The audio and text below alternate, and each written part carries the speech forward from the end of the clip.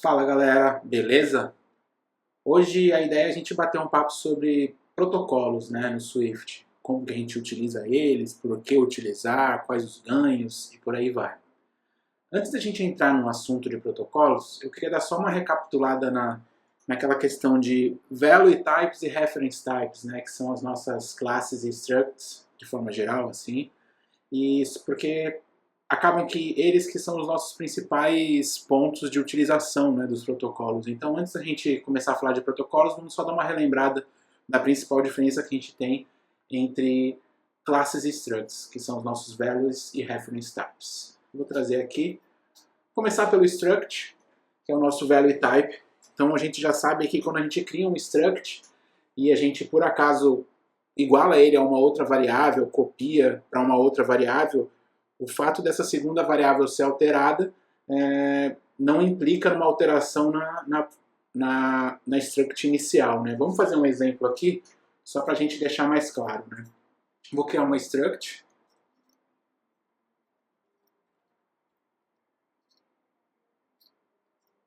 Chamar de computer.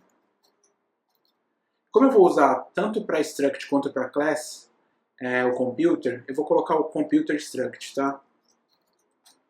Mas no final das contas a gente poderia só dar o nome de struct. A ideia é que a nossa estrutura ela vai ter só um nome aqui, que a gente vai dar um nome para ela na hora que a gente inicializar. Então vai ser um name string, e vamos ter um init aqui, com um string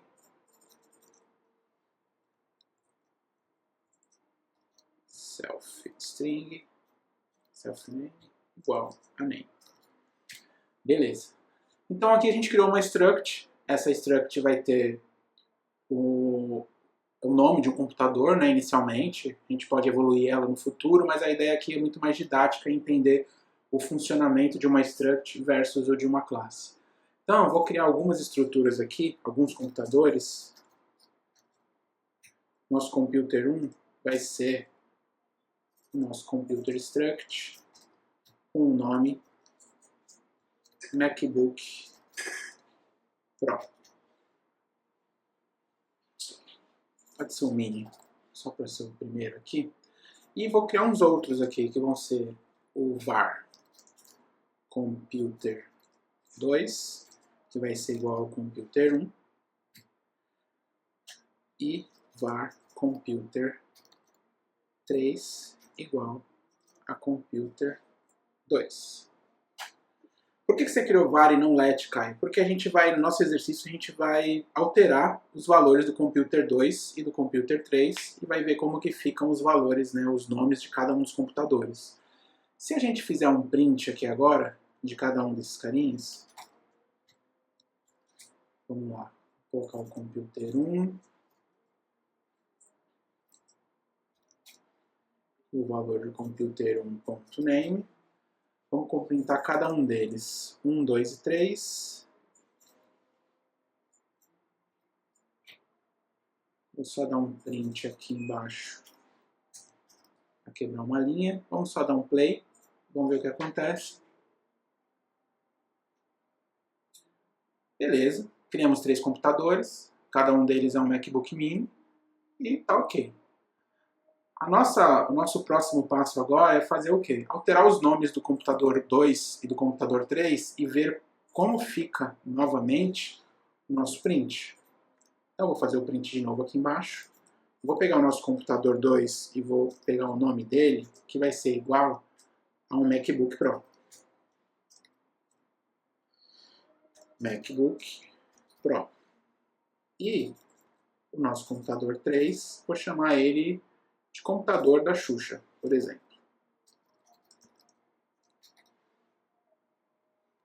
O que a gente espera?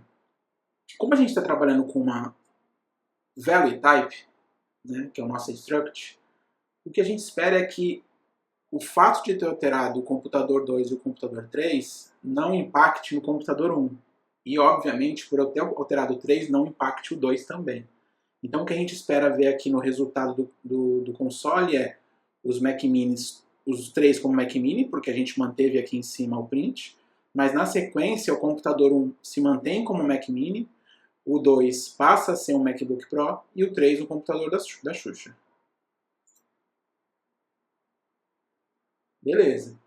Então, só finalizando aqui a parte das structs, quando a gente faz uma cópia de uma struct, né, de um objeto que é do tipo struct, de fato a gente está copiando o valor para outra variável, para a nova variável. Então não existe uma referência para a anterior. Quando eu copio um value type, a gente está copiando de fato os dados e criando uma nova instância em memória. Beleza. Vamos para um próximo passo aqui. Vou até apagar essa parte, a gente já falou sobre struct. Vamos falar agora sobre as reference types. São as nossas classes, né? Então, a principal diferença que a gente tem para struct é que quando a gente cria uma classe, ela vai ocupar um espaço em memória, assim como a struct. Só que quando a gente copia ela para uma outra variável, ou seja, igual, tipo, computador 2 igual ao computador 1, basicamente a gente está falando, ó, essa variável computador 2 aponta para o mesmo espaço de memória. Ou seja, se a gente está apontando para o mesmo objeto físico em memória, quando eu altero um, o outro também sofre alteração. Vamos ver isso na prática. Vou pegar aqui, vou criar um computador, um computer class. Class computer. Como eu já apaguei, né, não deixei ali a parte que estava em cima, vou até usar o computer só. Beleza. Então estou com uma classe computador, ela vai ter o name. Beleza. Vai ter um init aqui. Mesmo formato que a gente estava usando na struct. A diferença é que a gente está trabalhando com um outro formato de objeto. E aqui eu vou dizer que o self.name igual a name. Legal. E aí o próximo passo vamos de novo criar aqueles computadores. Vou até aproveitar aqui, vou pegar o mesmo nome aqui. Let computer 1 igual a computer. Com o nome MacBook Pro.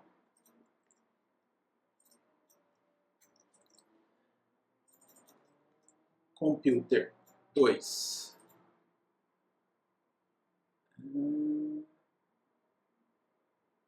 Computer 2 igual a Computer 1. E o Computer 3 igual a Computer 2. Beleza. Seguindo aqui, o nosso próximo passo era fazer aqueles prints, né, que a gente já tinha trazido anteriormente, dos prints do Computer 1, 2 e 3. Eu já tinha aqui. Então, basicamente, a gente vai printar os nomes, só para garantir que está tudo igual. Vamos rodar. Beleza. Aqui eu provo, só para voltar para o mesmo exemplo que a gente estava antes, vou chamar de mini, para garantir. Show. Legal. Agora, vamos tentar de novo. Vou dar os prints novamente, só que no computer2.name eu vou chamar de MacBook Pro. No computer 3 eu vou chamar de MacBook Pro Max, por exemplo. Vou colocar o nome aqui só para a gente verificar as variações. Vou rodar aqui. Então aqui a gente já pode perceber o seguinte, aquela questão da variação entre o comportamento da struct class. Quando eu criei o computador 1, e igualei todos os outros a ele, todos começaram com o mesmo nome. Depois eu vim aqui e alterei o nome do computador 2 para MacBook e do computador 3 para MacBook Pro Max. No final da execução, todos os 3 computadores ficaram com o mesmo nome, justamente por conta daquela questão que a gente comentou, que é a referência de memória. As 3 variáveis, computador 1, computador 2 e computador 3, apontam para a mesma posição de memória. Então, apesar de eu ter 3 elementos, 3 variáveis, fisicamente elas apontam para o mesmo objeto. Então, essa é a grande diferença do value para o reference type. Legal, Caio, por que a gente está falando de tudo isso se a gente ia falar sobre protocolos? Calma, vamos chegar lá. Qual que é o ponto, né? Vamos falar um pouquinho sobre protocolos agora.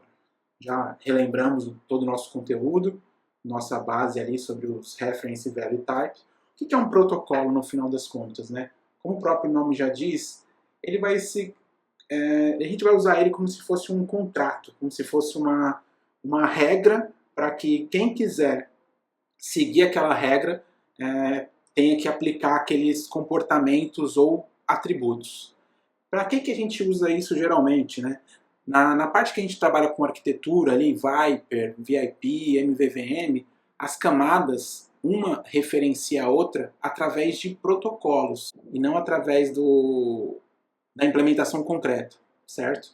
Então, por que isso? Porque isso faz com que a gente não tenha um acoplamento entre as camadas. Uma camada não conhece fisicamente a outra. Uma camada conhece o protocolo de comunicação entre as camadas. Então, qual que é o ponto, né? Vamos na prática entender o que é isso. O primeiro ponto que a gente vai fazer é o seguinte: vamos pensar num jogo. Vamos pensar que a gente vai criar um jogo aqui, um jogo de plataforma. Então, vamos pensar num protocolo que esse jogo precisa ter. Então, vou criar um protocolo aqui que vai ser o nosso Platform Game Protocol, que seria um jogo de plataforma, certo? Platform Game Protocol. Legal. Acabamos de criar um protocolo e esse protocolo não diz nada pra gente. Ele não está configurando nada, ele não está nos forçando a fazer nada. O que geralmente a gente tem num jogo de plataforma, né? Vamos pensar num jogo, um jogo bem famoso, um jogo do Mario, por exemplo.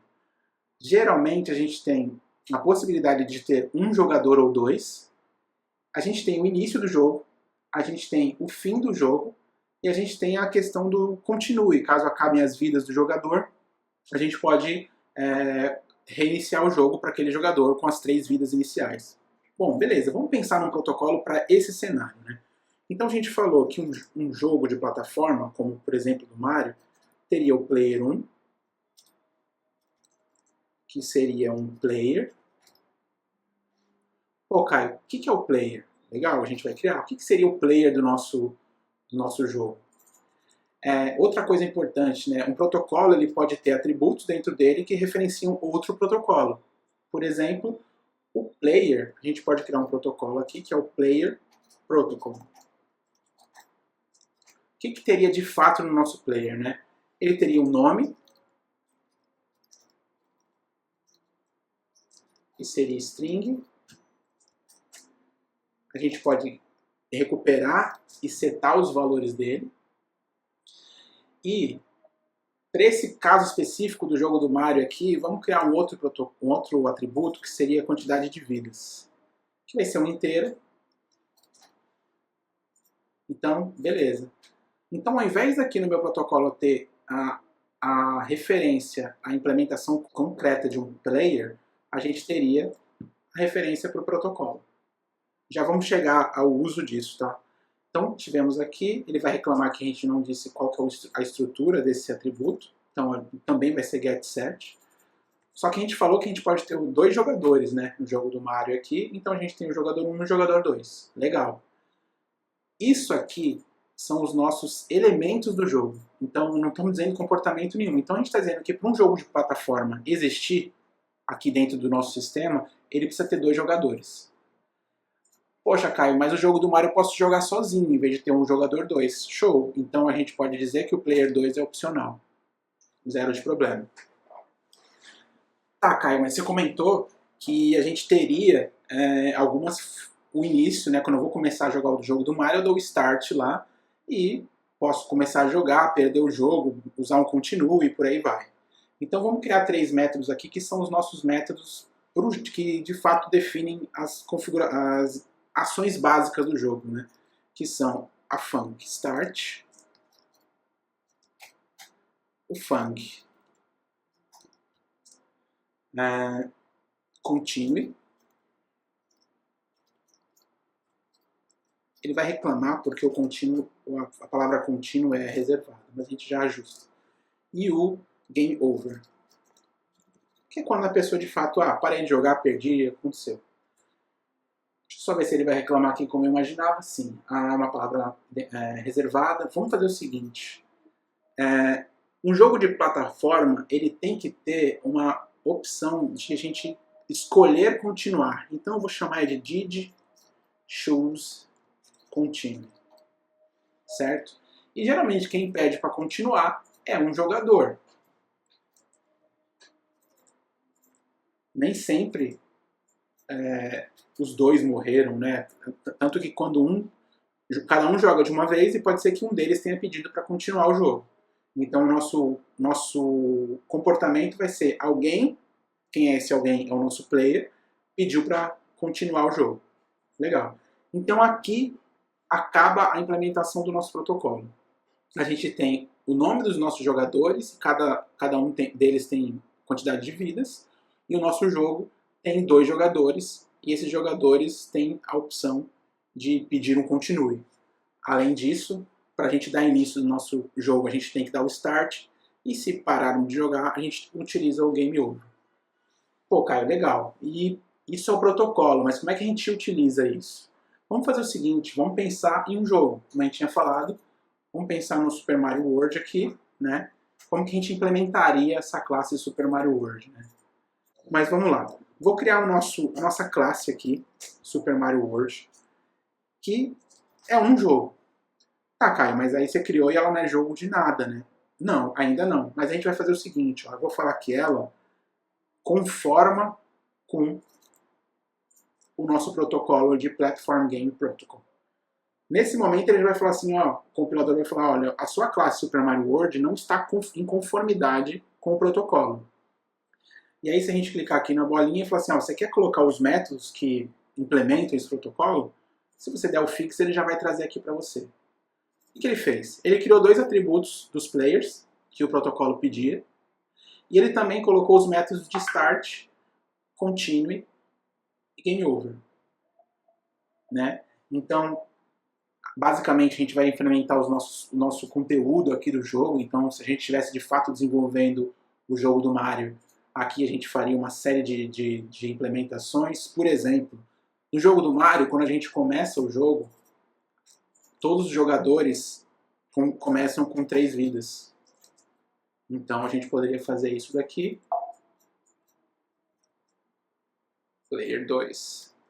O nosso Player 2 ele é opcional, então a gente pode ver se ele tem ou não. E na sequência, a gente iniciaria o jogo. A pessoa... qual que seria o método?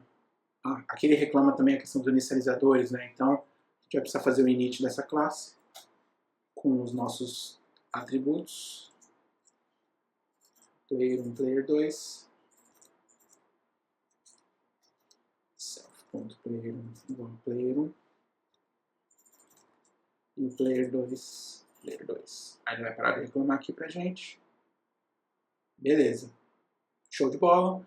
Então, aqui no Did Choose Continue, o que a gente vai fazer? Basicamente, a gente vai pegar o player, que pediu para reiniciar o jogo, a gente vai zerar os atributos dele, como, por exemplo, colocar vidas para 3 e mexer em todos os parâmetros que ele poderia ter, como, por exemplo, se a gente está falando do jogo do Mario, se ele tivesse o foguinho, tivesse a capa, a gente tiraria todos esses atributos e ele reiniciaria o jogo de onde parou, só com as 3 vidas e no status inicial do personagem.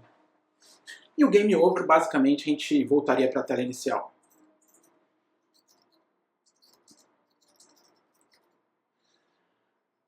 Beleza. Basicamente, essa seria uma implementação desse nosso protocolo para o jogo do Super Mario. Ok, qualquer outro jogo que a gente fizesse, vou pegar um outro jogo qualquer, como por exemplo o Final Fight 3. A gente também tem 2 jogadores para esse jogo. A diferença é que eu vou fazer ele como uma struct. Vou copiar aqui inteiro porque nosso exemplo didático aqui vai ter a mesma estrutura, tá? Então aqui eu vou chamar de Final Fight 3, vou trocar para struct. Então aqui, ó, temos um novo jogo. Esse novo jogo tem o player 1 e o player 2. Beleza.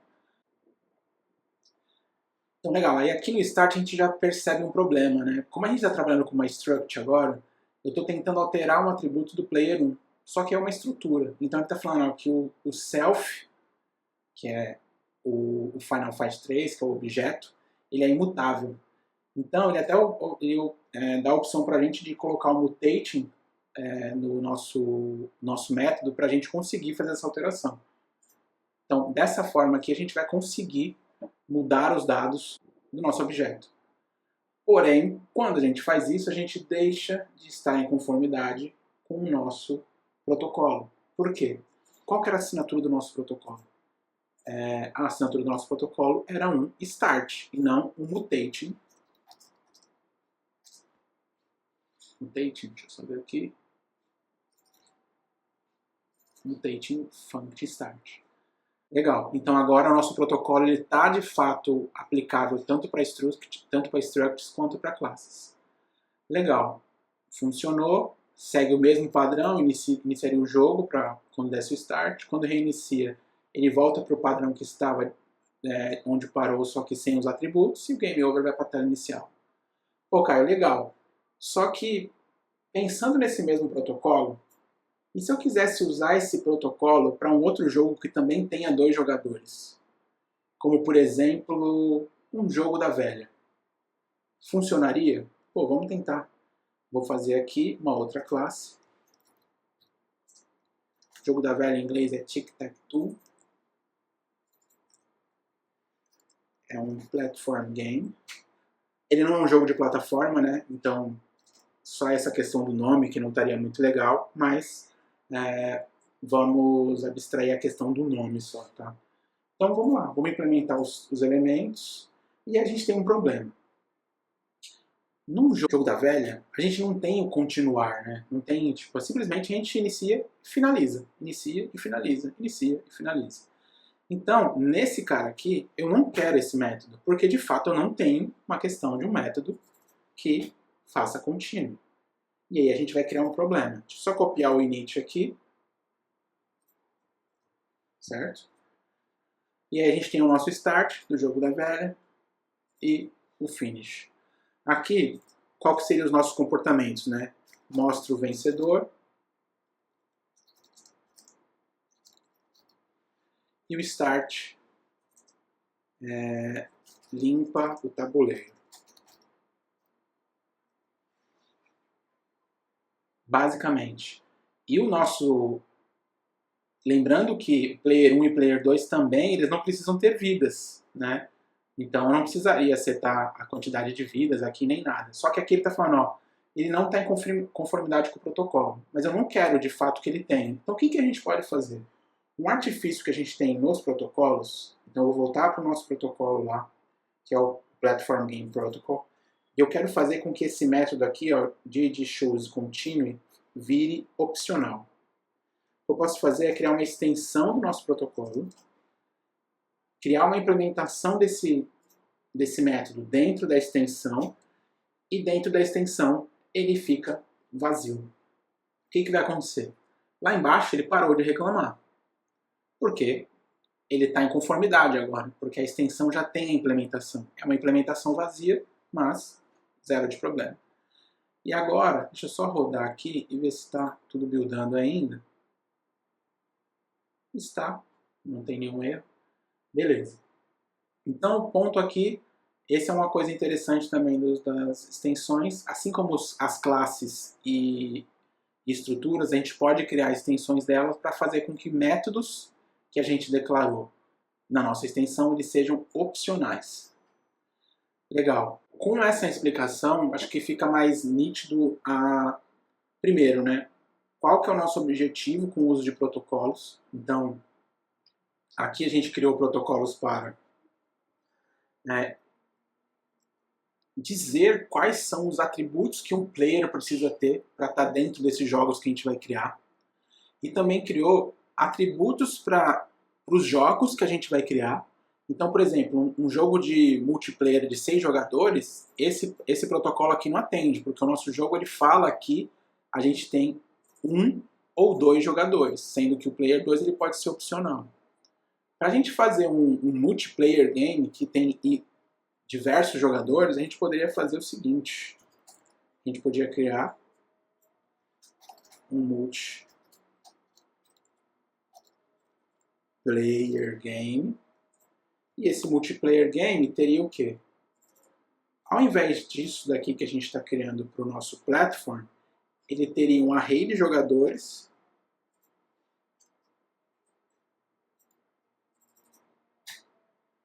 e tranquilo. Então agora a gente tem um protocolo que serve para um jogo para multijogadores, sem limitação de jogadores. Com esse protocolo eu posso ter 100 jogadores simultâneos jogando. Então essa é a nossa, digamos que a nossa teoria, né, sobre protocolos. Então como seria o uso deles na teoria. Por que eu estou falando teoria? Né? Tipo, eu não estou aplicando em nenhuma tela, não estou aplicando num projeto. Então acho que o próximo passo é a gente fazer esse exemplo, um projetinho de exemplo sobre o uso de protocolos e trazer também um pouco sobre o que a gente escreveu lá no artigo do Medium, né, que é o ganho que a gente tem quando vai fazer os testes unitários. Aproveitando a oportunidade, galera, para quem quiser se aprofundar mais nesse assunto ou até mesmo aprimorar mais os conhecimentos, o curso OS pode ser uma grande oportunidade. Nele abordamos a construção de funcionalidades de um app, desde a concepção da ideia até a construção das telas. Eu vou deixar o link aqui na descrição do vídeo, para quem tiver interesse, curiosidade, pode acessar lá, tá? Eu espero vocês no próximo vídeo, com um exemplo prático do uso de protocolos, numa aplicação de exemplo, né? Então, para a gente fechar esse assunto e ver de fato a aplicação de protocolos no uso de um app, beleza? Vejo vocês na próxima. Valeu, abraço!